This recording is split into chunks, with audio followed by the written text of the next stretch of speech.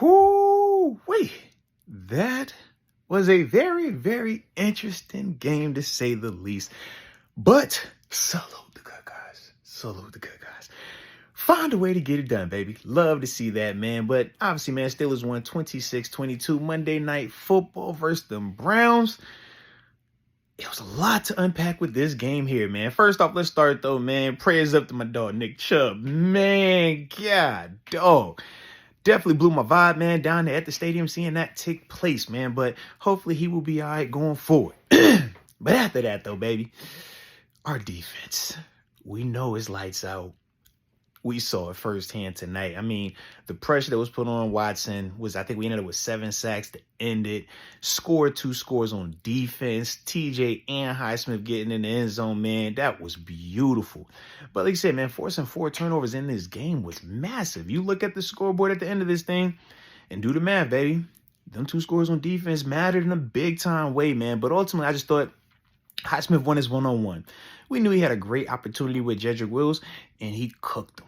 Just what we thought he was going to do. With Deshaun Watson, man, once Chubb went out, Ford had, he had that long run and everything like that. But once we kind of got that settled in, we could see, like I said, man, just some of the rest. Now, we said Watson was going to play better, and he did. But you could still see where we were able to have success on him, or against him, in that vein. So, like I said, definitely love that. But I thought for us defensively, man, we just controlled the line of scrimmage. We won up front.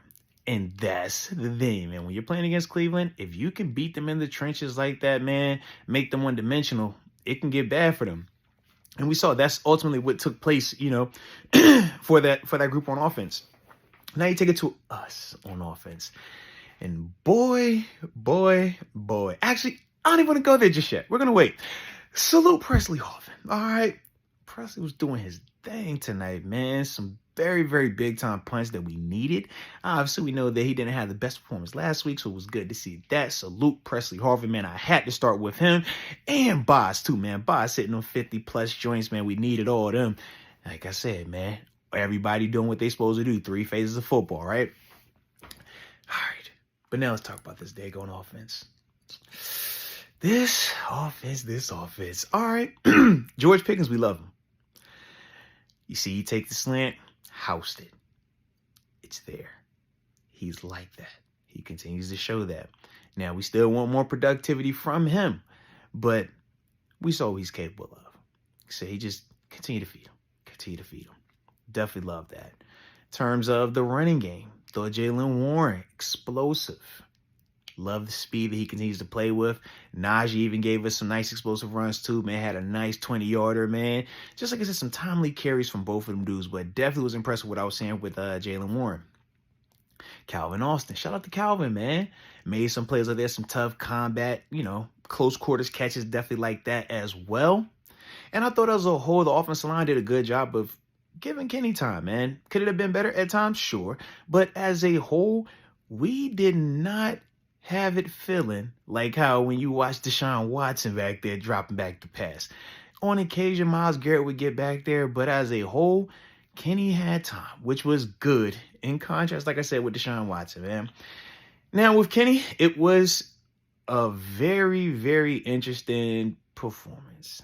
I mean, at one point, the fans were booing him because he, was leaving some throws out there, not playing his best ball. I think people were even calling for Mitch at one point in time. Talk about a crazy 365 days, right? I was over here like, am I in the Twilight Zone in the stadium? I'm like, are y'all really doing this? Like, I was just here last year and was doing the same thing for the other guy. So that was crazy. But then in the midst of all of that, where Kenny was kind of struggling to see the field, holding the ball a little bit too much, being too conservative early on, he hits the slant to Pickens, and ultimately Pickens houses it, changes the field in stadium, changes the dynamic of the game. But then some more of the inconsistencies from Kenny a little bit, like I said, in that 3rd and 4th. But at the same time, you would see Kenny make some throws. So to me, man, really, really just mixed bag when I'm looking at Kenny's performance tonight. Obviously, we'll check the tape on it and stuff like that. But just specifically talking about him, I do feel like he was settling down more in the second half. I thought first half, it was kind of like last week where that it kind of got to him. I felt like when he had that first, the pick, kind of got to him. you know? And then I thought the play calling reflected that, and it got kind of conservative as well. But that's the thing. It's like, man, when Kenny is struggling, Matt Canada has to pick it up for him. But right now, at the same time, it's kind of like that popcorn theory in the sense of I see plays where Kenny makes a bad read, the receiver was open. See plays where Kenny's looking to throw the nice ball, receiver doesn't have the separation, or it's a drop. Then we got it where everybody looks like on field is right, but the call isn't good. We got to get on the same page so ultimately we can keep Kenny in rhythm, because that's the thing right now, man. He just hasn't been able to get into a rhythm. And part of that, as much as we want to put it on Canada, Kenny still has to make some of these throws to help himself.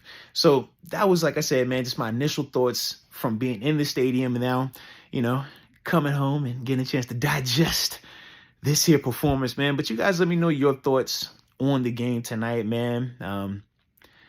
Yeah, figured it out. Found a way to get it done, man. Like I said, man, let me know your thoughts, though. Offense, defense, special teams, man. And who you giving a game ball to? You know I'm going with Highsmith. Hello. And salute TJ Watt, officially now Steelers all-time leading sack leader, on that one. 81.5, man. Congrats to him, man. Love to see that right there. Love to see it. But either way, man, y'all know I appreciate you for tuning in. And it is a victory. So I'm going to go celebrate. And until next time, baby. Peace.